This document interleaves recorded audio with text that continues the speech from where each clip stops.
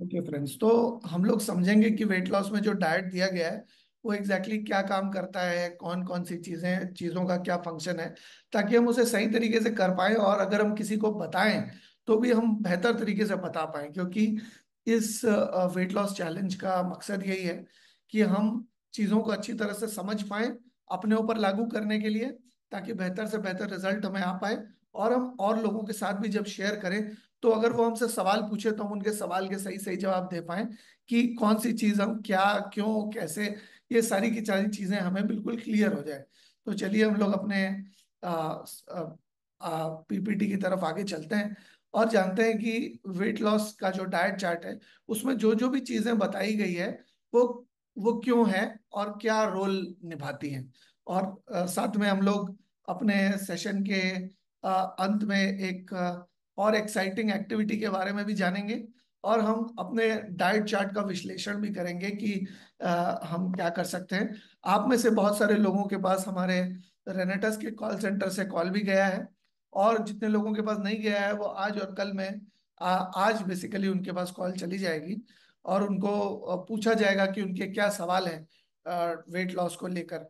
तो अगर कोई सवाल हो तो मैं आपसे आग्रह करूंगा कि आप कॉल सेंटर वाले लोगों को जरूर बता दें, ताकि वो हम तक सवालों को पहुंचा पाएं।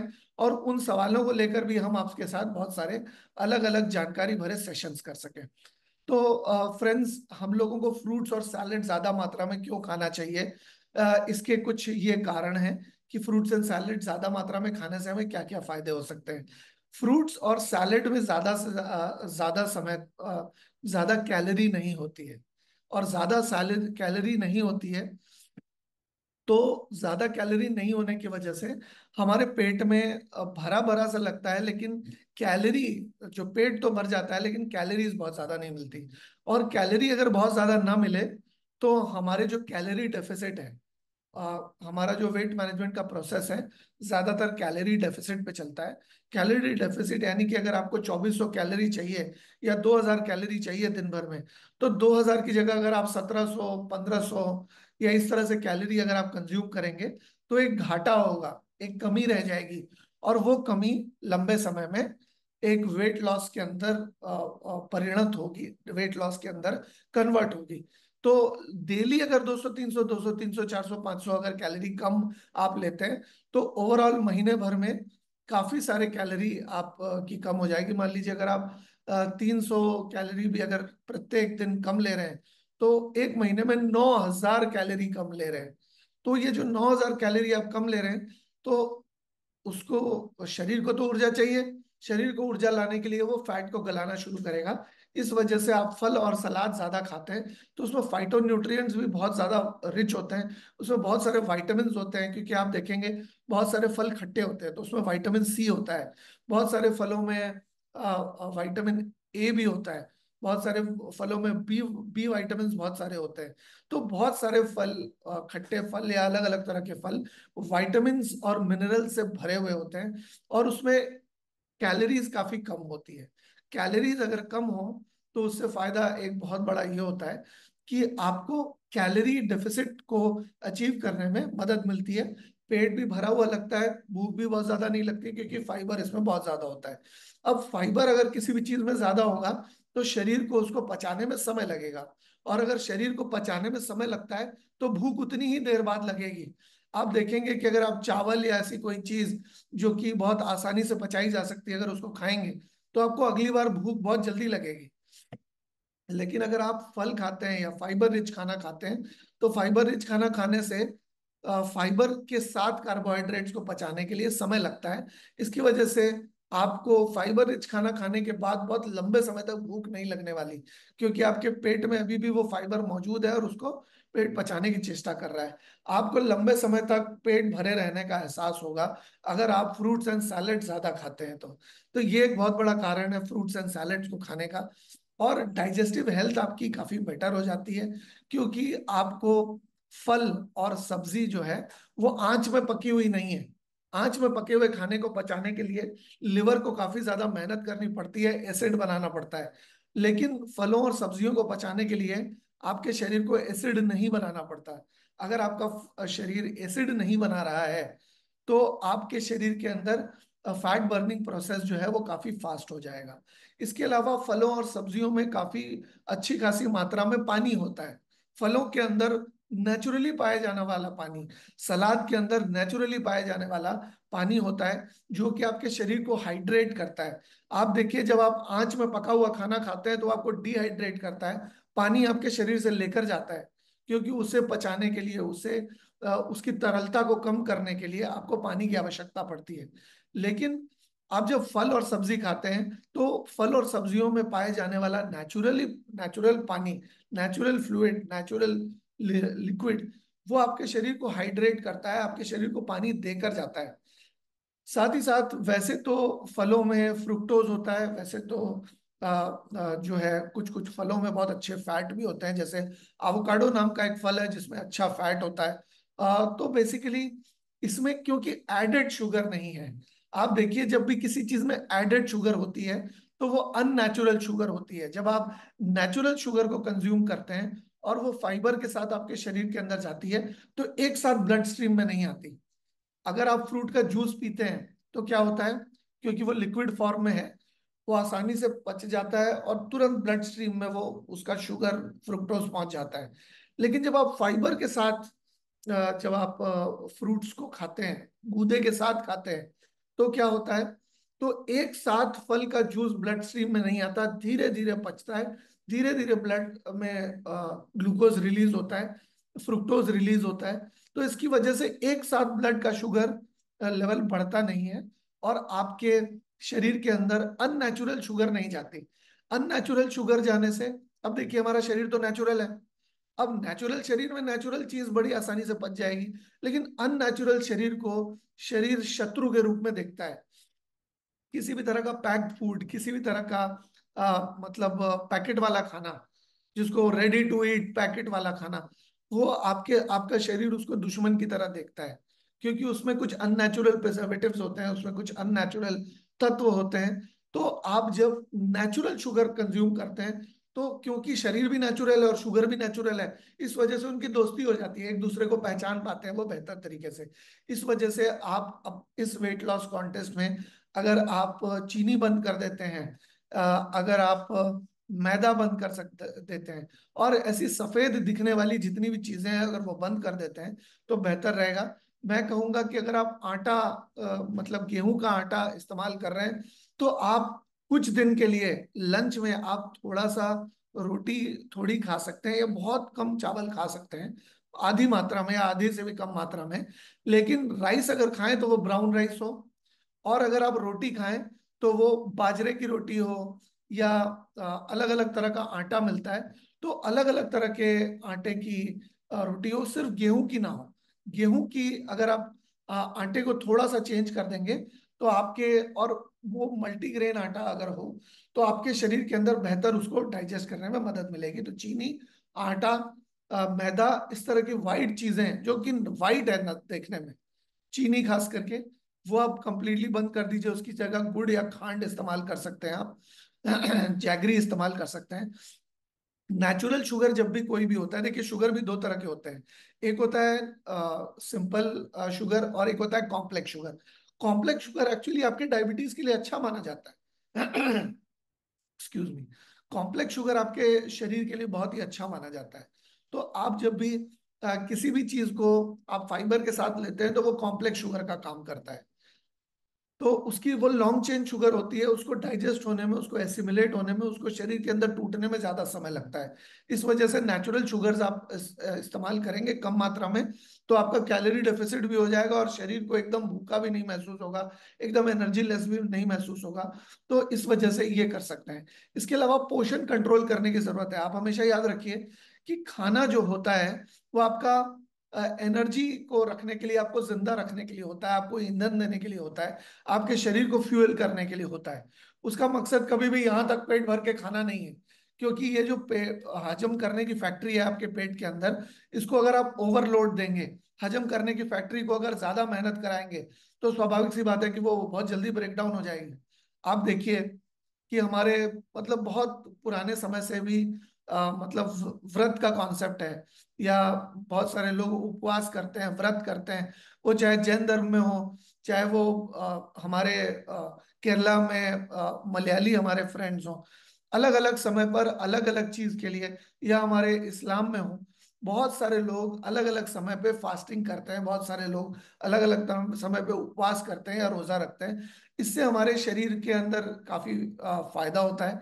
तो पोषण कंट्रोल अगर हम करते हैं, तो पोषण कंट्रोल यानी कि अगर किस मात्रा में खाना खा रहे हैं उसको कंट्रोल करें, और क्या खा रहे हैं इसको कंट्रोल करें। क्या खा रहे हैं और कितना खा रहे हैं ये भी बहुत ज्यादा इंपॉर्टेंट है। क्योंकि अगर कोई अच्छी टेस्टी चीज है और आपने बहुत ज्यादा खा ली, तो ये जो हाजमा है उसको ज्यादा मेहनत करनी पड़ेगी। आप देखिए ये वजह, ये आपको कह लीजिए आपके हजम करने की फैक्ट्री है पेट।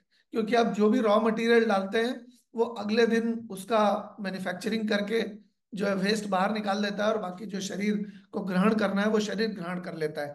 तो आप उसको एक फैक्ट्री के रूप में देखिए। आप को मैं पहले भी बता चुका हूं कि अगर एक कोई टैक्सी है, टैक्सी क्योंकि दिन रात चल रही है, उसके ऊपर लोड ज्यादा पड़ रहा है, इसकी वजह से वो 15 साल नहीं उसकी लाइफ रह पाएगी, 4-5 साल में टैक्सी की उम्र खत्म हो जाएगी।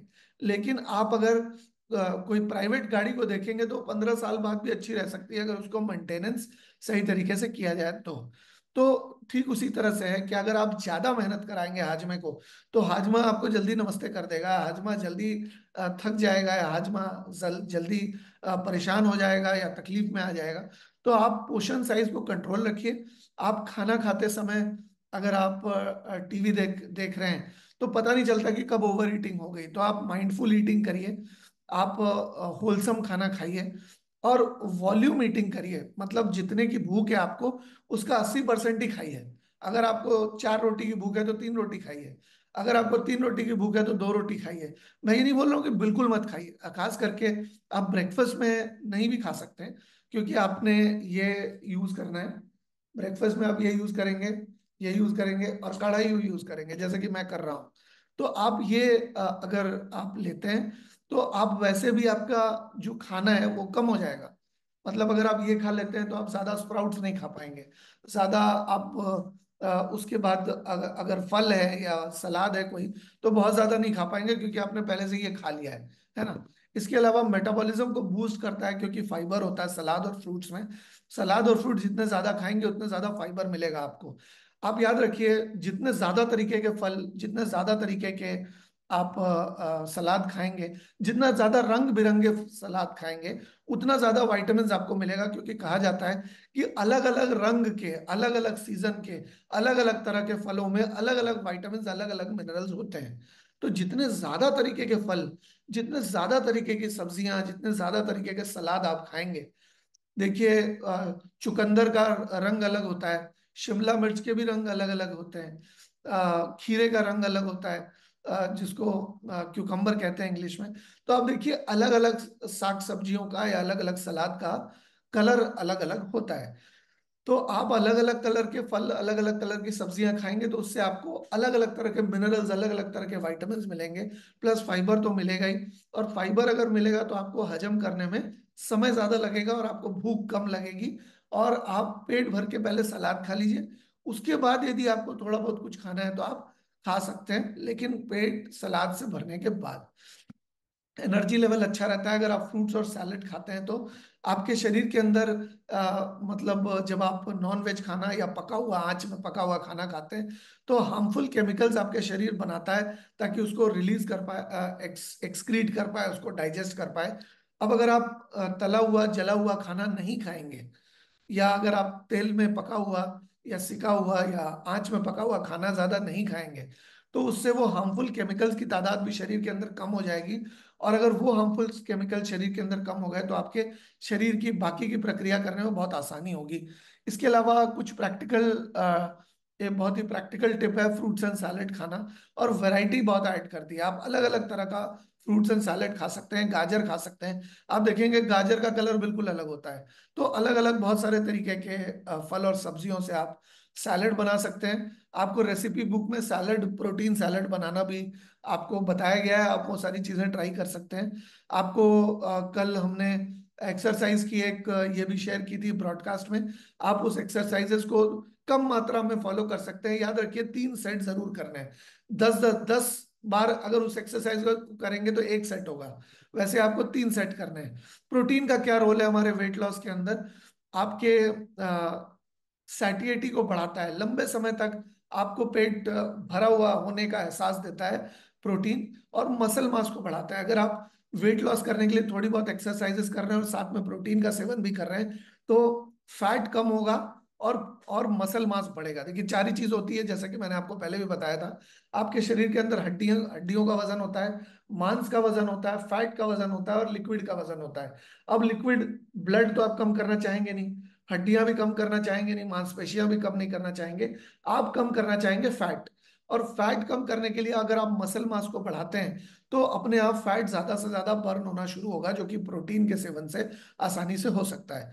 अब प्रोटीन क्या करता है? वो मेटाबॉलिज्म को बूस्ट करता है, क्योंकि इसमें thermic effect of food, TEF, सबसे ज्यादा होता है। मतलब कार्बोहाइड्रेट्स और फैट्स के मुकाबले प्रोटीन को डाइजेस्ट करने में शरीर को ज्यादा मतलब गर्मी प्रोड्यूस करनी पड़ती है। और जब गर्मी ज्यादा प्रोड्यूस करने पड़नी पड़ती है तो समय भी सबसे ज्यादा लगेगा प्रोटीन को डाइजेस्ट करने में। अब प्रोटीन को डाइजेस्ट करने में अगर समय शरीर को लग रहा है, तो वो अच्छी तरह से डाइजेस्ट हो पाएगा लंबे समय में, और एब्जॉर्ब हो पाएगा, और न्यूट्रिशन जो उसके अंदर है वो पूरा का पूरा आपके सिस्टम में आ पाएगा। तो आपको प्रोटीन का अगर पूरा का पूरा न्यूट्रिशन चाहिए, तो आपको प्रोटीन लेने के लंबे समय बाद तक कुछ नहीं खाना है। क्योंकि अगर आप प्रोटीन लेने के लंबे समय बाद कुछ खा लेते हैं, तो आपके शरीर के अंदर एक मैकेनिज्म होती है जो कि प्रोटीन सिंथेसिस के समय शुरू होती है। उसी समय अगर कार्ब्स भी चले जाएं, तो शरीर को लगता है पहले कार्बोहाइड्रेट को पचा लेते हैं, तो प्रोटीन का पचना जो है वो स्लो हो जाता है।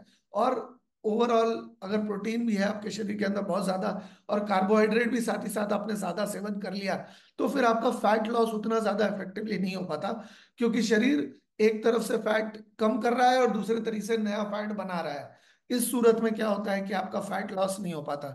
बहुत सारे लोग कहते हैं कि सर, हमने सारे प्रोडक्ट यूज कर लिए, हमने हर तरह की चीजें कर ली, लेकिन हमारा फैट कम नहीं हो रहा। कम नहीं हो रहा क्योंकि कार्बोहाइड्रेट का इंटेक अभी भी काफी ज्यादा होता है उनका। और कार्बोहाइड्रेट का इंटेक ज्यादा होता है होने की वजह से, प्रोटीन सही तरीके से ना लेने की वजह से, सही समय पर ना लेने की वजह से उनका वजन कम नहीं हो पाता। तो कोई भी चीज नियम से करें, कोई भी चीज अगर सही तरीके से करें, तो उसका सबसे ज्यादा फायदा होने के चांसेस होते हैं। इसके अलावा आप देखेंगे कि अगर कोई प्रोटीन का सेवन शाम को कर लेते हैं 4-5 बजे के करीब, तो डिनर भी उनका हल्का होगा, या डिनर ना के बराबर होगा। और साथ ही साथ जो शाम को 7 बजे खाना खा रहे हैं वो ज्यादा नहीं खा पाएंगे, या कम खाएंगे, कम ही खाने की जरूरत है। और 6 से 7 बजे के अंदर खा लेने की जरूरत है।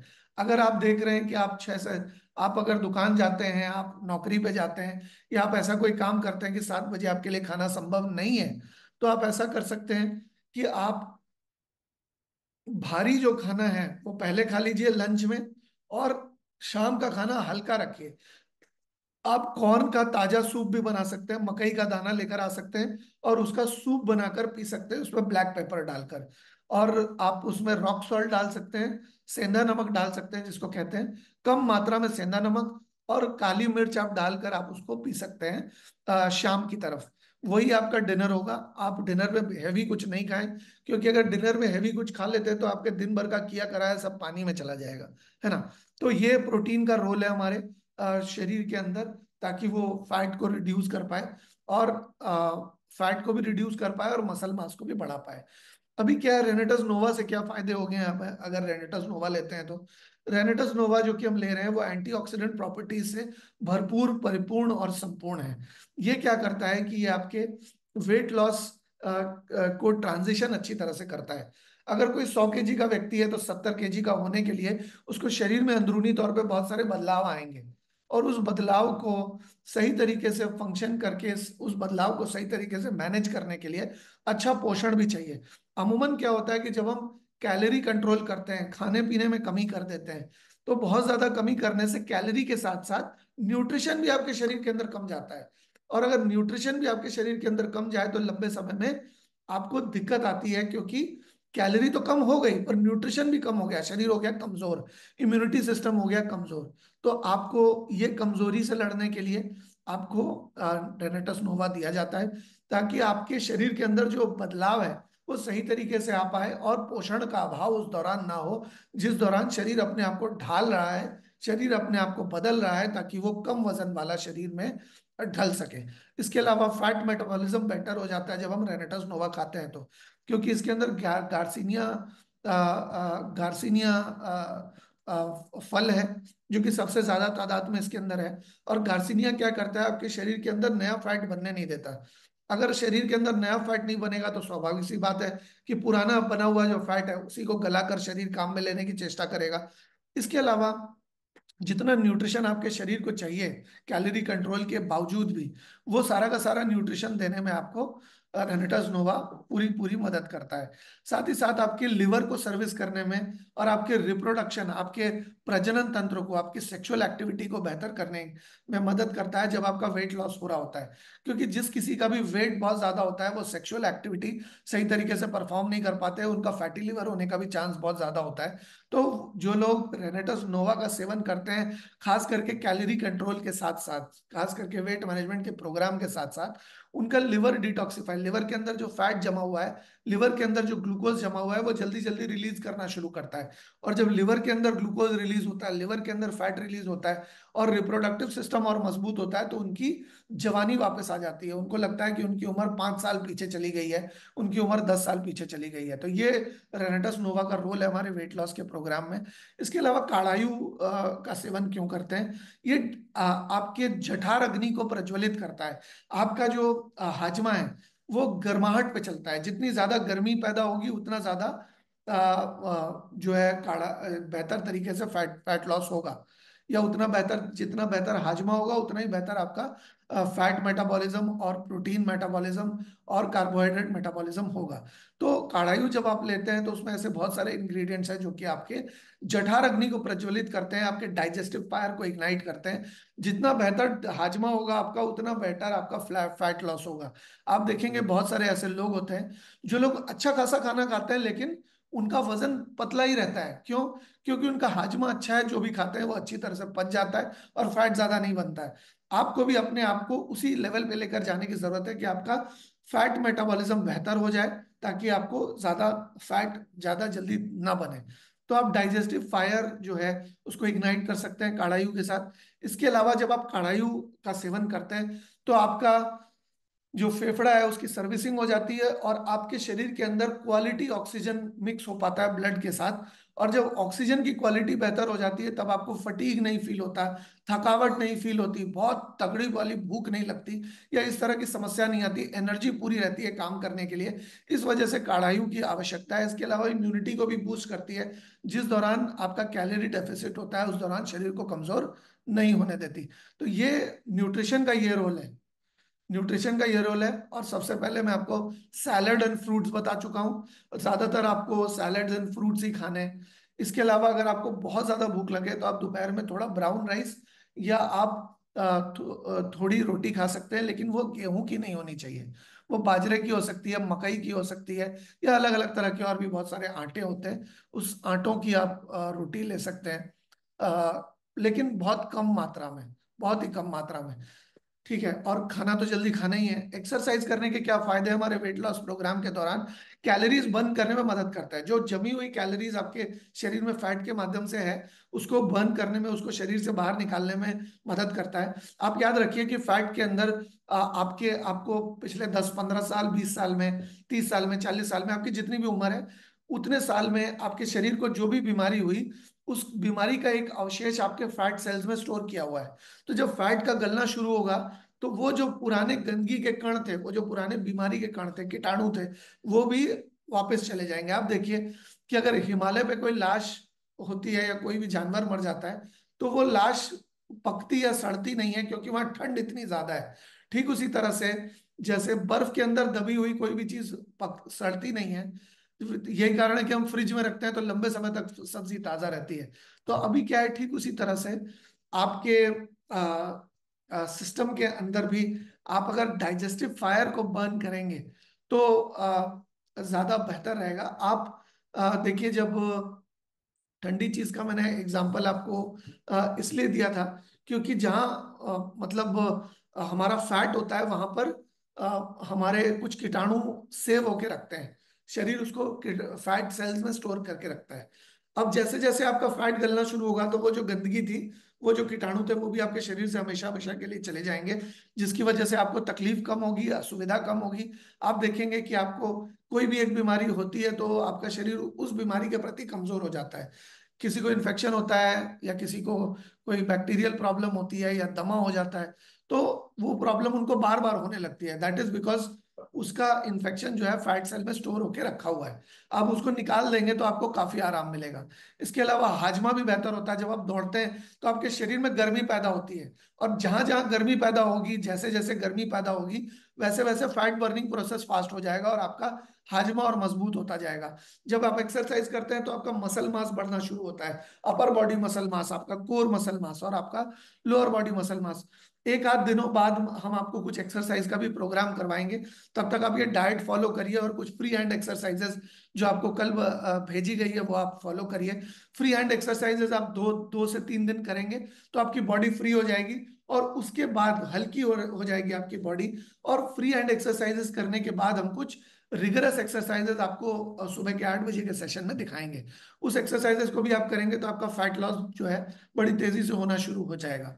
इसके अलावा मसल मास को बनाने के अलावा आपके बेली फैट को, बहुत सारे लोगों का पेट बाहर निकला हुआ होता है, पेट बाहर निकलने को अगर आपको कम करना है तो एक्सरसाइज बहुत जरूरी है। अगर आप एक्सरसाइज करते हैं तो आप देखेंगे कि बहुत सारे लोगों का पेट एक्सरसाइज करने के बाद चमड़ी बिल्कुल लटक सी जाती है।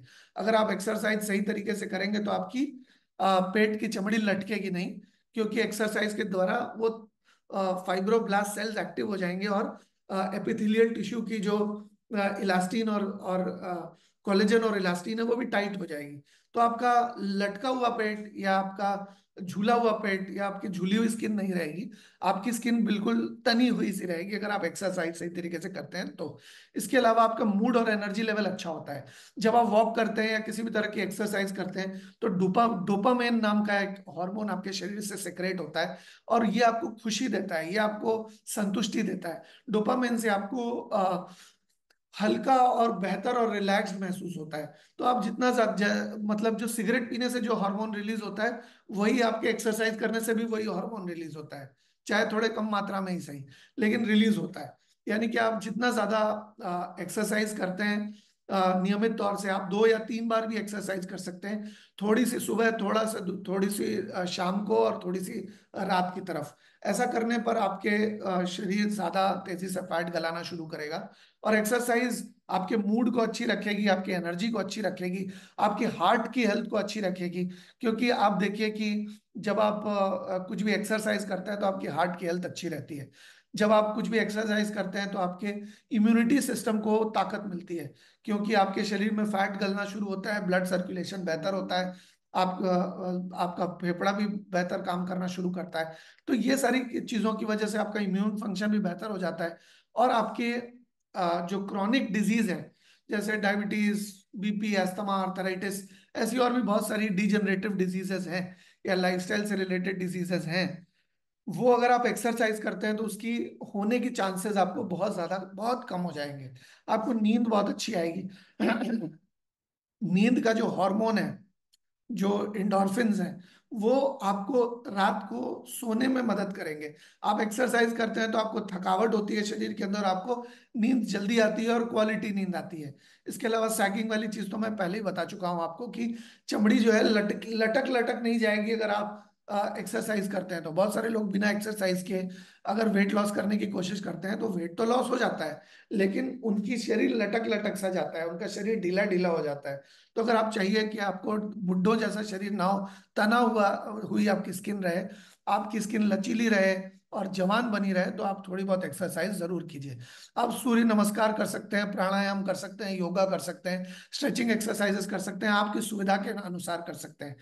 कुछ लोग ये भी पूछ रहे हैं कि किस समय पर खाना है, जो हमने आपको बोला है, फर्स्ट मील, सेकंड मील, थर्ड मील, फोर्थ मील।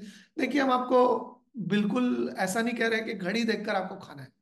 आप अपने हिसाब से 15 मिनट, आधे घंटे आगे पीछे भी खा सकते हैं, आपकी सुविधा के अनुसार है। इस वजह से हमने समय वहां नहीं लिखा है, क्योंकि मान लीजिए हमने सबको डाइट दिया कि किसी को उस समय कोई दिक्कत है, किसी को किसी और समय कोई दिक्कत है, तो किसी का रूटीन कैसा है, किसी का रूटीन कैसा है, तो आपको खुद निर्धारित करना है कि वो आपको कब खाना है।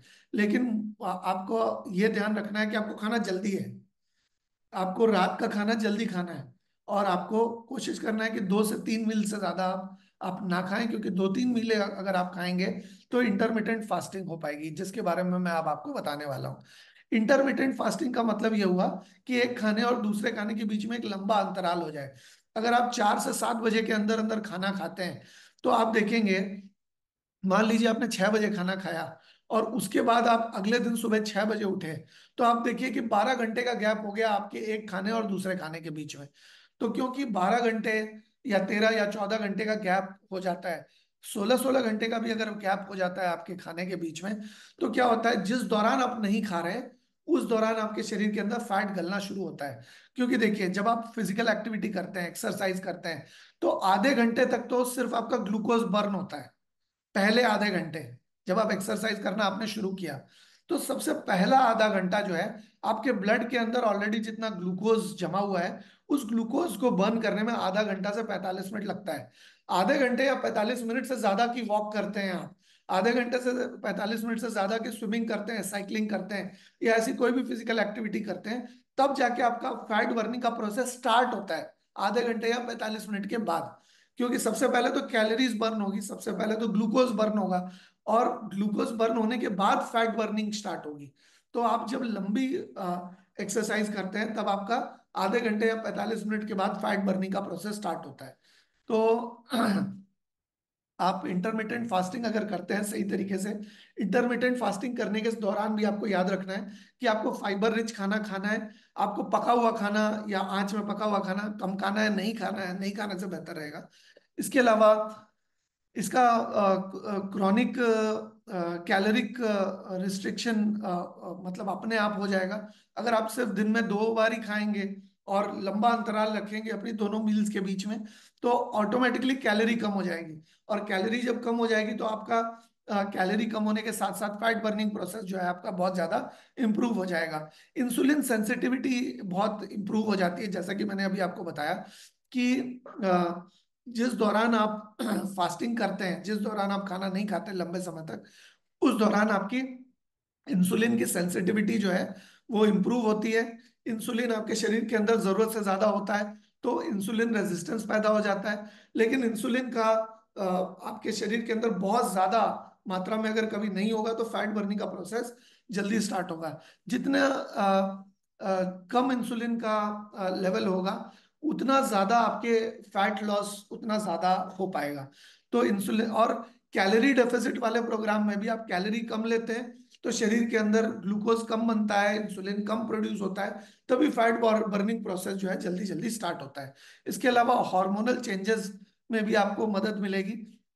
नॉरिपाइनफ्राइन करके जो हार्मोन होता है, ये ये क्या करता है, ये आपके हार्मोनल चैलेंजेस को बैलेंस करने में मदद करता है, आपके मेटाबॉलिज्म को बूस्ट करने में मदद करता है, और फैट बर्निंग को भी फैसिलिटेट करता है। बेसिकली ये फैट बर्निंग को तेज कर देता है अगर आप इंटरमिटेंट फास्टिंग करते हैं तो। इसके अलावा आप हमारे जो प्रोडक्ट्स हैं, जैसा कि मैंने आपको बताया कि आप जैन प्रो, नोवा और काढ़ायु आप यहाँ पर इस्तेमाल कर सकते हैं। तकरीबन तकरीबन 40 ग्राम दिन में आप प्रोटीन का इस्तेमाल कर सकते हैं। आप वो 30 ग्राम सुबह लेकर 10 ग्राम आप शाम को लें, चाहे आप 40 ग्राम सुबह ले लें, या फिर आप 20 ग्राम सुबह 20 ग्राम शाम को लें। वो आपके ऊपर निर्भर करता है कि आप शाम को कितना भरा हुआ महसूस करना चाहते हैं। आप अगर स्टैंडर्ड की बात करें तो 20 ग्राम सुबह और 20 ग्राम शाम को अगर आप लेते हैं, तो ये बेहतर रहेगा। आप उसके अंदर आप अजवाइन का पाउडर या जीरे का पाउडर भी डाल सकते हैं, इससे आपको थोड़ा टेस्ट ज्यादा बेहतर होगा। बाकी हमने आपको कुछ रेसिपी बुक दी है, और रेसिपी बुक को हम और आगे भी बढ़ाएंगे, कुछ और भी रेसिपीज उसमें ऐड करेंगे, लेकिन उसमें थोड़ा समय लगेगा।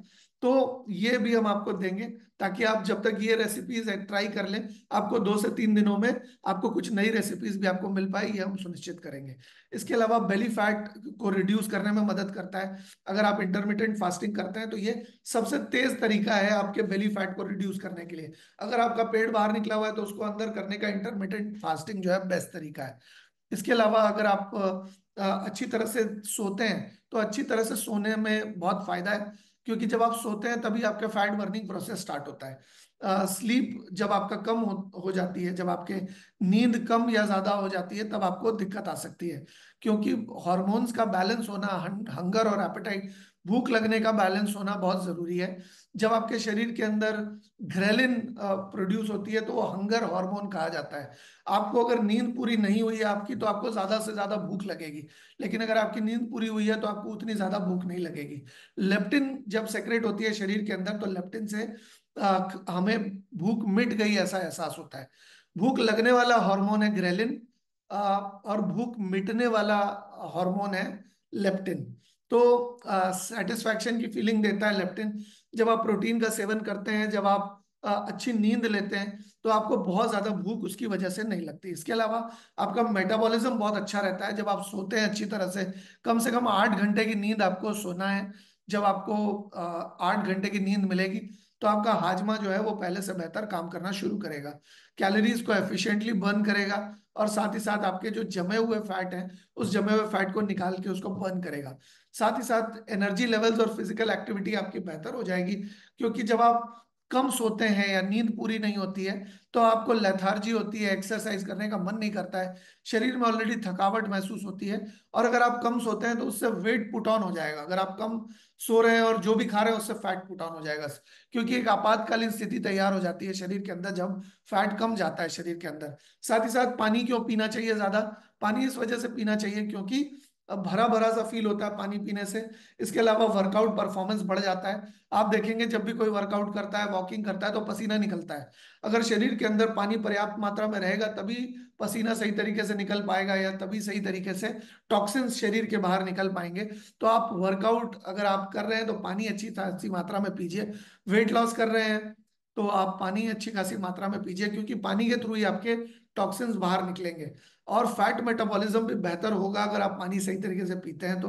क्यों? क्योंकि लाइपोसिस नाम का एक प्रोसेस है। लाइपोसिस तभी हो सकता है जब आपके शरीर के अंदर सही तरीके से पानी मौजूद हो। और ये सबसे पहले हाइड्रोलिस हाइड्रोलिसिस का प्रोसेस कंप्लीट होता है, और हाइड्रोलिसिस के प्रोसेस के बाद लिपोसिस का प्रोसेस स्टार्ट होता है। तो सबसे पहले हाइड्रोलिसिस का प्रोसेस कंप्लीट होने के लिए सही मात्रा में पानी की आवश्यकता है। इसको डिटेल में कभी एक्सप्लेन करेंगे। लिपोसिस बेसिकली फैट के मेटाबॉलिज्म का काम है, और हाइड्रोलिसिस पानी के शरीर से निष्कासन का काम है। अब डिटॉक्सिफिकेशन भी बहुत सही होता है। आपका जो चर्बी गल रही है, वो चर्बी आपके पसीने के द्वारा, आपके बाकी के आपके हॉर्मोन्स के द्वारा, आपके स्टूल के द्वारा, यूरिन के द्वारा, अलग अलग तरह की गंदगी, अलग अलग तरह के फैट आपके शरीर से निकलते हैं। तो ये निकलने के लिए भी आपको पानी की मात्रा अच्छी खासी होनी चाहिए। क्योंकि अगर सही मात्रा में पानी की मात्रा नहीं होगी, तो इसको फ्लश आउट करने में, जो गंदगी है या जो फैट है, उसको फ्लश आउट करने में शरीर को दिक्कत आएगी। इसके अलावा एक सोशल मीडिया का ट्रेंड है, जो कि आज से हम लोग शुरू कर रहे हैं, आप सभी इसमें पार्टिसिपेट करें। आप अपने जो फेवरेट रेनेटस का प्रोडक्ट है, खास करके वेट लॉस का जो फेवरेट प्रोडक्ट है आपका, उसको इस्तेमाल करते हुए आप अपनी एक फोटो लीजिए, जैसे कि मैंने अपनी फोटो ली है, और आप उसको सोशल मीडिया पे शेयर कर सकते हैं, चाहे वो इंस्टाग्राम हो, चाहे वो फेसबुक हो। आप अपनी फोटो शेयर करें, फोटो के प्रोडक्ट की फोटो के साथ। आप प्रोडक्ट को खाते हुए भी फोटो ले सकते हैं। आप जैन प्रो के ग्लास को, जैन प्रो का डब्बा पास में रखिए, और जैन प्रो को कांच के ग्लास में पीते हुए आप फोटो लेकर के सोशल मीडिया पे डाल सकते हैं। और आप फिट रेनेटस का हैशटैग यूज करना मत भूलिए। आप fit hashtag, fit रेनेटस, FIT, fit, RENATUS, रेनेटस। इससे क्या होगा? इससे एक मुहिम छिड़ जाएगी। इससे बहुत सारे लोग जो आपके प्रोस्पेक्ट बन सकते हैं, ये इससे आप अच्छी प्रोस्पेक्टिंग कर सकते हैं। वो लोग जो लोग वेट लॉस करना चाहते हैं लेकिन उनको मोटिवेशन नहीं मिल रही, वो लोग जो लोग आपके परिचय में तो हैं, आपके परिचय के परिचय में हैं, आपके दोस्तों के दोस्त हैं, आपको फेसबुक पे देख रहे हैं, वो वेट लॉस करना चाहते हैं, लेकिन अकेले कभी भी उनका मनोबल नहीं बन पाता। उनको लगता है यार पता नहीं कैसे होगा, पता नहीं कैसे होगा, क्या करना होगा, किसी को पता तो होता नहीं है। इंटरनेट पे जो आधी अधूरी जानकारी लोग लेते हैं, उसी से वो लोग करने की कोशिश करते हैं, इसलिए बहुत सारे लोगों को रिजल्ट भी नहीं आता। तो आपको यही कोशिश करनी है कि आप ये अपने आपको प्रोडक्ट यूज करते हुए अगर आप फोटो सोशल मीडिया पे डालते हैं, और फिट रेनेटस का हैशटैग यूज करते हैं, और साथ ही साथ कंपनी का जो ऑफिशियल रेनेटस का पेज है, इंस्टाग्राम का या फेसबुक का, उसको अगर आप टैग कर देते हैं तो जो बेस्ट पोस्ट रहेगी, उस बेस्ट बेस्ट पोस्ट को हम लोग अपने कंपनी के जो फेसबुक का पेज है और इंस्टाग्राम का पेज है उसके उसमें शेयर करेंगे। वो ऑल ओवर इंडिया लोग देखेंगे, उसको हम प्रमोट करेंगे। तो आप लोगों से मेरी रिक्वेस्ट है कि आप ज्यादा से ज्यादा लोग इस सोशल मीडिया की एक्टिविटी में हिस्सा लें, और ज्यादा से ज्यादा लोग प्रोडक्ट के साथ फोटो खिंचाकर फिट रेनेटस का हैशटैग यूज करें, और कंपनी के पेज को, कंपनी के फेसबुक के पेज को टैग करें, ताकि ज्यादा से ज्यादा लोगों को पता चल पाए कि रेनेटस आपको फिट रहने में कितनी मदद कर रहा है। आपको पूरा वेट लॉस का प्रोग्राम दिया हुआ है, जिसमें ना सिर्फ आप आईफोन तक गिफ्ट जीत जीत सकते हैं, बल्कि पूरी की पूरी सपोर्ट की जा रही है आपकी, पूरा का पूरा आपको सहयोग किया जा रहा है, जिससे कि आपको बताया जा रहा है कौन सी चीज क्यों कारगर है, और कौन सी चीज आपके शरीर के अंदर जाकर क्या करेगी, किस तरह से करेगी, खाना कितना है, आपको हर चीज के बारे में जानकारी दी जा रही है। तो ये था हमारा मतलब understanding the weight loss diet का प्रोग्राम। अब आपको आज जो जानकारी दी गई है, उसी हिसाब से आपको जो डाइट प्लान दिया गया है, आपको ये समझ में आ जाएगा कि आपको कौन सी चीज क्यों बताई गई है खाने के लिए। आज हमने जो आपको बोला था कि आप एक नोवा, एक काढ़ायु और दो जैन प्रो की बिलिंग कीजिए, वो इसलिए कहा था क्योंकि इन्हीं प्रोडक्ट को इस्तेमाल करके हमें वेट लॉस करना है, और उसका क्या रोल है अभी अभी मैं आपको बता चुका हूं। तो आप लोग जो आपको डाइट चार्ट दी गई है, जो एक्सरसाइज का चार्ट दिया गया है, आप उसको फॉलो करिए। 2 से 3 दिनों में हम आपके सामने एक्सरसाइज कैसे करनी है इसके बारे में भी सुबह 8 बजे एक सेशन लेकर आएंगे। जो लोग वेट लॉस प्रोग्राम में हिस्सा ले चुके हैं उनके लिए तो ये अच्छा है ही, लेकिन जो लोगों ने हिस्सा नहीं लिया है उनके लिए भी बहुत फायदेमंद चीज है, कि वो लोग भी जान पाएंगे कि अपने स्वास्थ्य को बेहतर कैसे किया जा सकता है। वो लोग भी अगर चाहें तो वो लोग आईफोन तो नहीं जीत पाएंगे, लेकिन जैन प्रो वो अभी भी ले सकते हैं, वो नोवा अभी भी ले सकते हैं, वो काढ़ा अभी भी ले सकते हैं। और जिस तरह से यहाँ पर बताया गया है उस तरीके से अगर वो फॉलो करते हैं तो उनको भी काफी वेट लॉस, उनको भी काफी फिट होने में, उनकी भी उम्र 5 साल पीछे चले जाने में, उनकी भी उम्र उनकी भी लुक जो है वो 10 साल पीछे चले जाने में बहुत मदद होगी। तो आशा करता हूं कि मैं आपके मतलब सवालों का निवारण कर पाया हूं। और भी कुछ सवाल हैं बहुत सारे लोगों के, मैं जानता हूं। उन सवालों को हम गैदर कर रहे हैं हमारे कॉल सेंटर के थ्रू, और उसको हम जल्दी ही सॉल्व करेंगे, उसको हम जल्दी सूची बनाकर उसका भी क्वेश्चन एंड आंसर का सेशन आपके साथ करेंगे। तो